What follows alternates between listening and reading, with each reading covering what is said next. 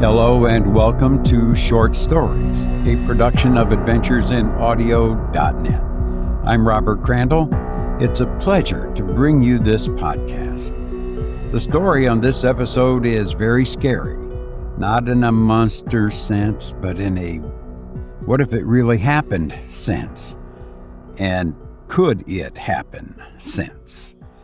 I hope you like it, but first a couple of shout-outs from one from Nicole, who wrote an email.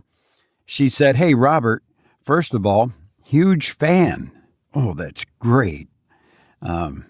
She says, I play your podcast on Spotify almost every night when I lay down, and it helps me relax. And your last podcast sounded different. Are you okay? Your concerned listener. Wow. Well, thank you so much for listening, and I'm glad that the podcast helps you relax. Maybe I should try listening to it.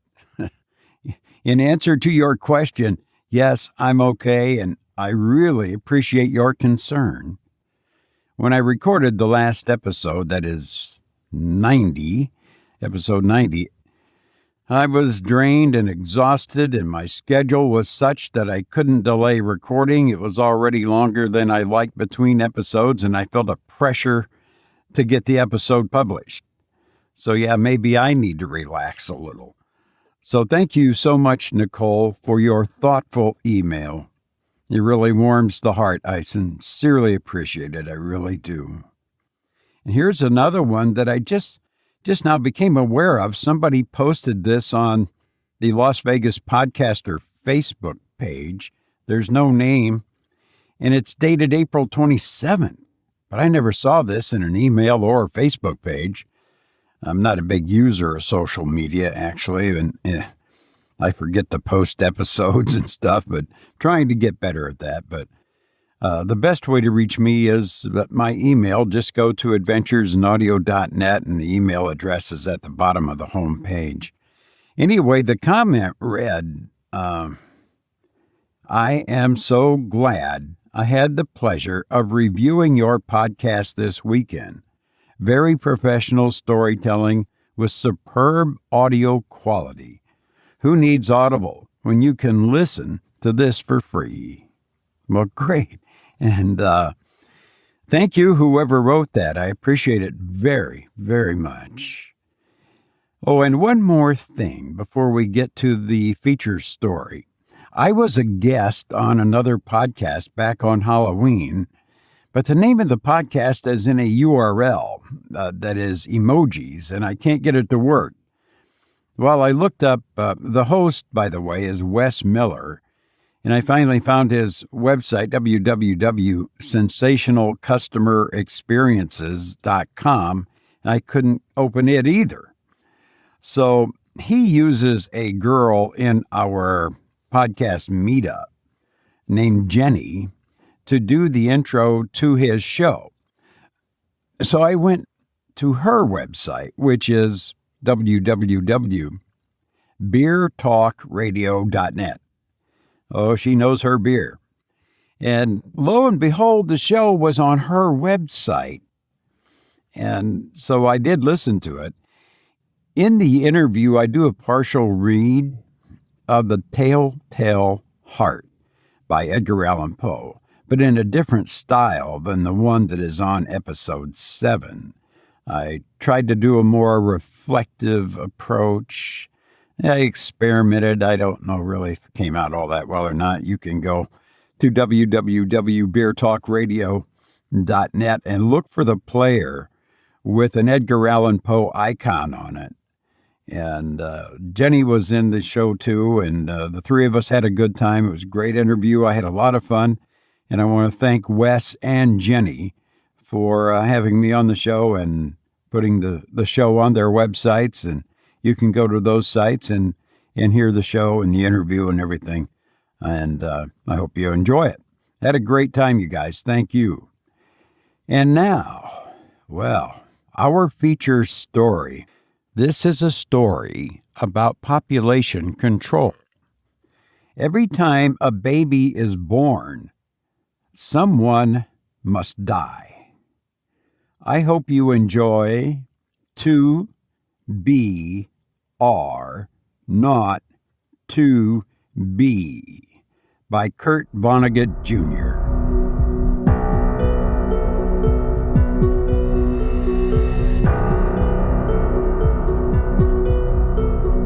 Everything was perfectly swell. There were no prisons, no slums, no insane asylums, no cripples, no poverty, no wars. All diseases were conquered. So was old age. Death, barring accidents, was an adventure for volunteers. The population of the United States was stabilized at 40 million souls.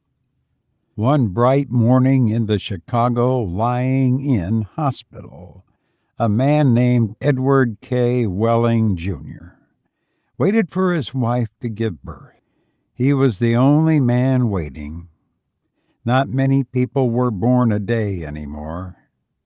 Welling was 56, a mere stripling in a population whose average age was 129. X-rays had revealed that his wife was going to have triplets. The children would be his first. Young Welling was hunched in his chair, his head in his hand. He was so rumpled, so still and colorless as to be virtually invisible. His camouflage was perfect, since the waiting room had a disorderly and demoralized air, too. Chairs and ashtrays had been moved away from the walls. The floor was paved with spattered drop cloths. The room was being redecorated. It was being redecorated as a memorial to a man who had volunteered to die. A sardonic old man about 200 years old sat on a stepladder, painting a mural he did not like. Back in the days when people aged visibly, his age would have been guessed at 35 or so. Aging had touched him that much before the cure for aging was found. The mural he was working on depicted a very neat garden. Men and women in white, doctors and nurses, turned the soil, planted seedlings, sprayed bugs, and spread fertilizer. Men and women in purple uniforms pulled up weeds, cut down plants that were old and sickly, raked leaves, and carried refuse to trash burners. Never, never, never, not even in medieval Holland nor old Japan, had a garden been more formal, been better tended. Every plant had all the loam, light, water, air, and nourishment it could use. A hospital orderly came down the corridor singing under his breath a popular song. "If you don't like my kisses, honey, here's what I'll do. I'll go see a girl in purple, kiss this sad world toodle-doo. If you don't want my lovin', why should I take up all this space? I'll just get off this old planet. Let some sweet baby have my place." The orderly looked in at the mural, and the muralist. "Looks so real," he said. "I can practically imagine I'm standing in the middle of it." "What makes you think you're not in it?" said the painter. He gave a satiric smile. "It's called the happy garden of life, you know." "That's good of Dr. Hitz," said the orderly. He was referring to one of the male figures in white, whose head was a portrait of Dr. Benjamin Hitz, the hospital's chief obstetrician. Hitz was a blindingly handsome man. "Lots of faces still to fill in," said the orderly. He meant that faces of many of the figures in the mural were still blank. All blanks were to be filled in with portraits of important people on either the hospital staff or from the Chicago office of the Federal Bureau of Termination. Must be nice to be able to make pictures that look like something, said the orderly. The painter's face curdled with scorn. You think I'm proud of this daub? He said. You think this is my idea of what life really looks like? What's your idea of what life looks like? Said the orderly. The painter gestured at a foul drop cloth. There's a good picture of it, he said. Frame that, and you'll have a picture a lot more honest than this one. You're a gloomy old duck, aren't you? Said the orderly. Is that a crime? Said the painter. The orderly shrugged.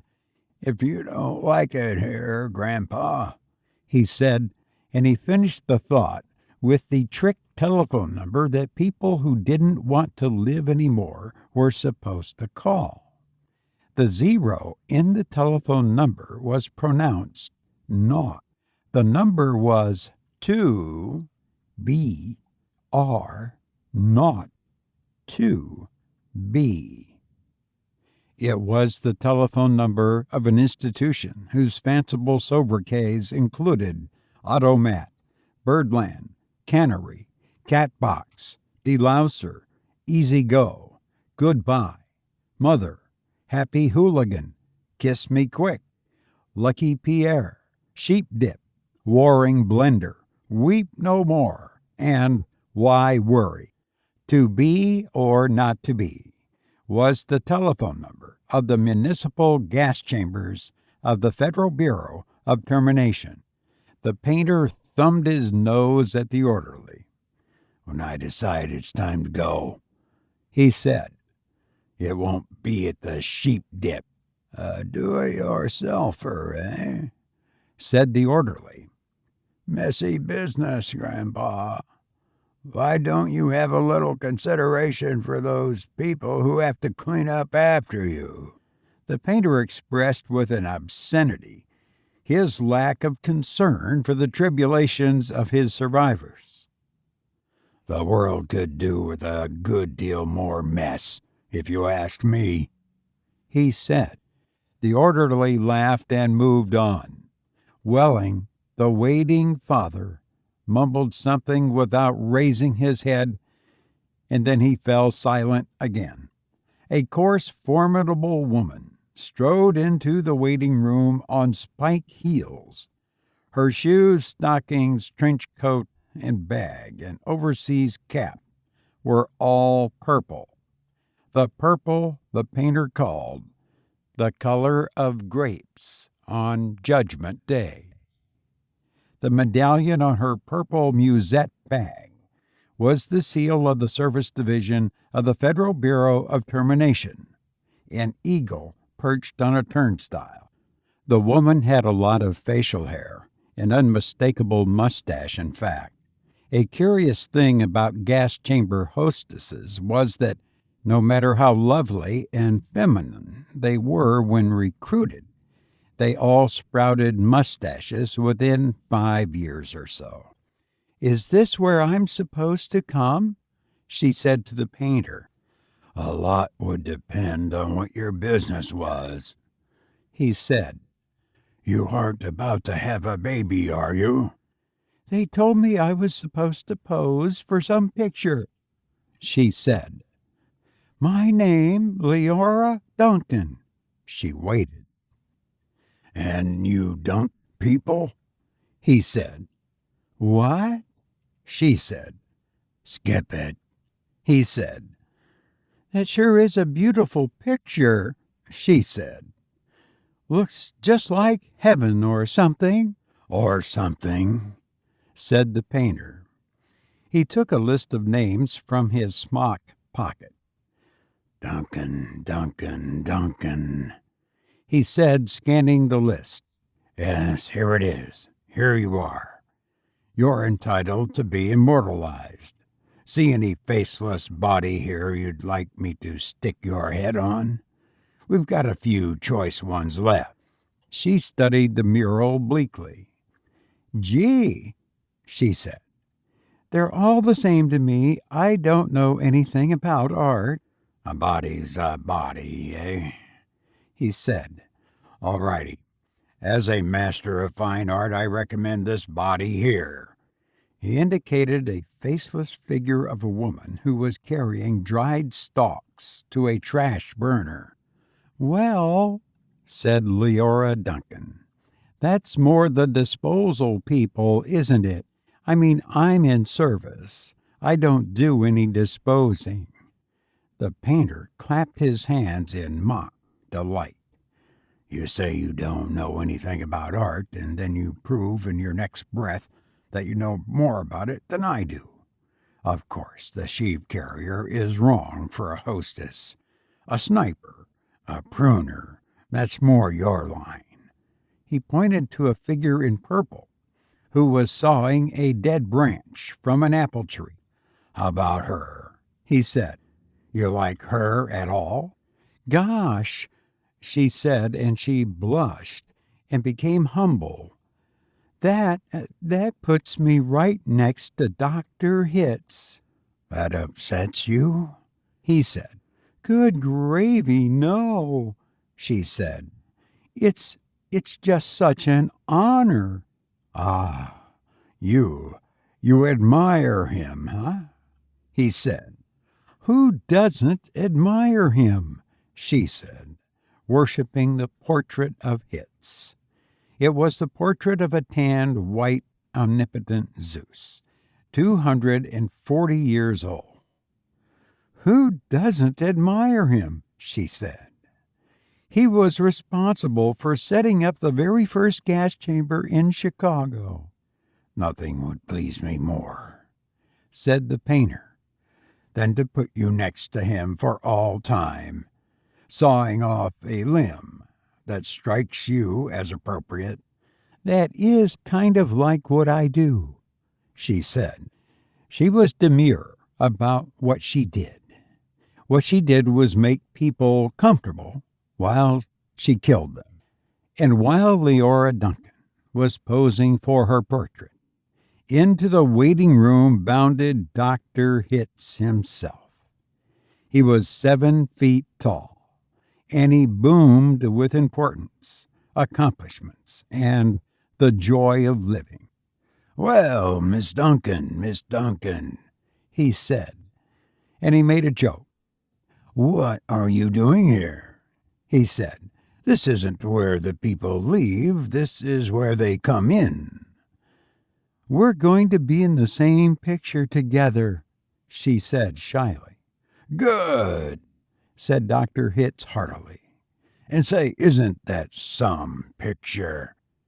I sure am honored to be in it with you, she said. Let me tell you, he said, I'm honored to be in it with you. Without women like you, this wonderful world we've got wouldn't be possible. He saluted her and moved toward the door that led to the delivery rooms. Guess what was just born, he said. I can't, she said. Triplets, he said. Triplets, she said. She was exclaiming over the legal implications of triplets. The law said that no newborn child could survive unless the parents of the child could find someone who would volunteer to die. Triplets, if they were all to live, called for 3 volunteers. Do the parents have 3 volunteers? Said Leora Duncan. Last I heard, said Dr. Hitz, they had 1 and were trying to scrape up another 2. I don't think they made it, she said. Nobody made 3 appointments with us. Nothing but singles going through today, unless somebody called in after I left. What's the name? Welling, said the waiting father, sitting up red-eyed and frowsy. Edward K. Welling, Jr. is the name of the happy father-to-be. He raised his right hand, looked at a spot on the wall, gave a hoarsely wretched chuckle. Present, he said. Oh, Mr. Welling, said Dr. Hitz, I didn't see you. The invisible man, said Welling. They just phoned me that your triplets have been born, said Dr. Hitz. They're all fine, and so is the mother. I'm on my way to see them now. Hooray, said Welling emptily. You don't sound very happy, said Dr. Hitz. What man in my shoes wouldn't be happy, said Welling. He gestured with his hands to symbolize carefree simplicity. All I have to do is pick out which one of the triplets is going to live, then deliver my maternal grandfather to the happy hooligan and come back here with a receipt. Dr. Hitz became rather severe with Welling, towered over him. You don't believe in population control, Mr. Welling? He said. I think it perfectly keen, said Welling tautly. Would you like to go back to the good old days when the population of the earth was 20 billion, about to become 40 billion, then 80 billion, then 160 billion? Do you know what a druplet is, Mr. Welling? Said Hitz. No, said Welling sulkily. A druplet, Mr. Welling, is one of the little knobs, one of the little pulpy grains of a blackberry, said Dr. Hitz. Without population control, human beings would now be packed on the surface of this old planet like druplets on a blackberry. Think of it. Welling continued to stare at the same spot on the wall. In the year 2000, said Dr. Hitz, before scientists stepped in and laid down the law, there wasn't even enough drinking water to go around and nothing to eat but seaweed. And still people insisted on their right to reproduce like jackrabbits, and their right, if possible, to live forever. I want those kids, said Welling quietly. I want all three of them. Of course you do, said Dr. Hitz. That's only human. I don't want my grandfather to die either, said Welling. Nobody's really happy about taking a close relative to the cat box, said Dr. Hitz gently, sympathetically. I wish people wouldn't call it that, said Leora Duncan. What? Said Dr. Hitz. I wish people wouldn't call it the cat box and things like that, she said. It gives people the wrong impression. You're absolutely right, said Dr. Hitz. Forgive me. He corrected himself, gave the municipal gas chambers their official title, a title no one ever used in conversation. I should have said Ethical Suicide Studios, he said. Oh, that sounds so much better, said Leora Duncan. This child of yours, whichever one you decide to keep, Mr. Welling, said Dr. Hitz. He or she is going to live on a happy, roomy, clean, rich planet, thanks to population control. In a garden like that mural there. He shook his head. 2 centuries ago, when I was a young man, it was a hell that nobody thought could last another 20 years. Now centuries of peace and plenty stretch before us as far as the imagination cares to travel. He smiled luminously. The smile faded as he saw that Welling had just drawn a revolver. Welling shot Dr. Hitz dead. There's room for one, a great big one, he said. And then he shot Leora Duncan. It's only death, he said to her as she fell. There, room for 2. And then he shot himself, making room for all 3 of his children. Nobody came running. Nobody seemingly heard the shots. The painter sat on the top of his stepladder, looking down reflectively at the sorry scene. The painter pondered the mournful puzzle of life, demanding to be born, and once born, demanding to be fruitful, to multiply, and to live as long as possible. To do all that on a very small planet that would have to last forever. All the answers that the painter could think of were grim, even grimmer, surely, than a cat box, a happy hooligan, an easy go. He thought of war. He thought of plague. He thought of starvation. He knew that he would never paint again.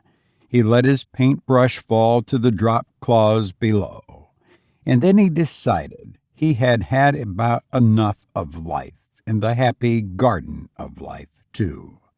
And he came slowly down from the ladder. He took Welling's pistol, really intending to shoot himself, but he didn't have the nerve. And then he saw the telephone booth in the corner of the room. He went to it, dialed the well-remembered number, 2BR02B. Federal Bureau of Termination, said the very warm voice of a hostess. How soon can I get an appointment? He asked, speaking very carefully. We could probably fit you in late this afternoon, sir, she said. It might even be earlier if we get a cancellation. All right, said the painter. Fit me in if you please.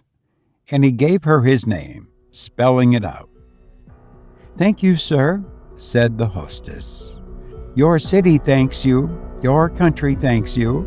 Your planet thanks you. But deepest thanks of all is from future generations.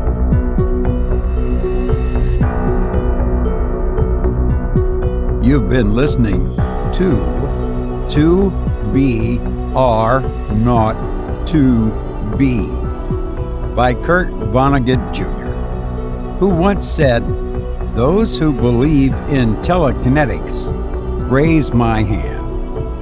I hope you've enjoyed this story. I've enjoyed bringing it to you. Now it is time I must go. I hope to be with you again soon. Please take care, and thank you for listening to me.